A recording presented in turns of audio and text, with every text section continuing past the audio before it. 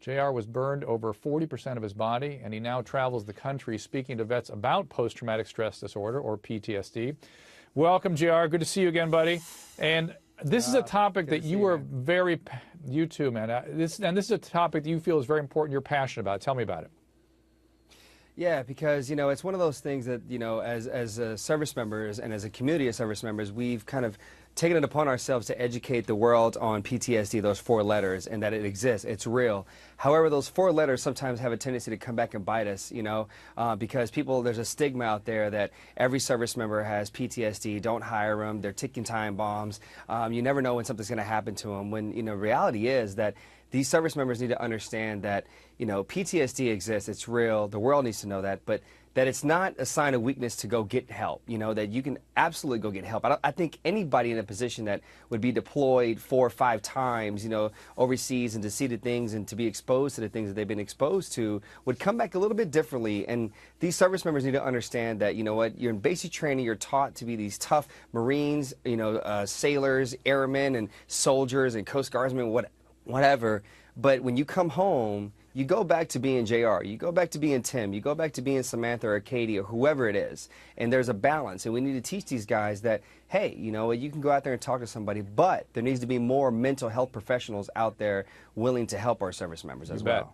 You bet. And you mentioned a couple things. First, let me define sort of the nature of the center for people that maybe don't know what this is. It's sort of a constant reliving and revivification of the traumas of combat, where people, heart rate are always up, they're having nightmares, they're having images returning to them, they have mood disturbances and anxiety attacks, have trouble functioning out in the world. This is when it's bad.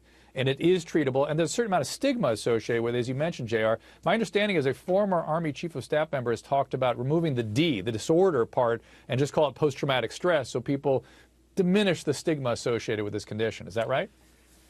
Yeah, absolutely, and I think that's something that needs to happen, because of the fact that, here I am, and I'm just one of the many guys that's out there in the world just trying to raise awareness for our service members. And, the thing is these service members, all they know is touring, all they know is the military, and when that's taken away, when they're no longer have the kind of, in a way, it's kind of, and you know this based on addiction, but this is kind of the same thing. Is like they have the rush of going back, of deploying again, and when they have the comfort of knowing they'll be deploying in 6 months, for another year or so, they kind of have a tendency to not to deal with the issues that they're facing with, and just kind of say, I'm going to be deploying again. So you just kind of go through the motions. Now that they say that the war is over and there's going to be more service members home, I think you're going to start seeing more of service members now having to deal with that, because now they're having to figure out, how do I cope with this? How do I move every single day? I don't have anything that's kind of nourishing, exactly, and, allowing me to just kind of forget about what I've gone through and just move on with my life. So I think that this sort of part needs to kind of be moving. Yes, I think so. All right, let's take another quick call here. Lewis in South Carolina. Lewis. Yes, how you doing? Good. All right, yes, I was diagnosed with severe post-traumatic stress disorder back in 2009, and as a result, lost my job as a police officer, and as of now, JR is right of the stigma that we have, because nobody wants to hire us. Nobody wants to hire me because of my disability. I'll tell you what, the one thing that makes people become more unemployable is when drugs and alcohol get figured into PTSD. You've got to get that treated if that's part of the picture here. Is it, Lewis? No, I don't drink at all. I've never drank in my whole life. No pills? No pills?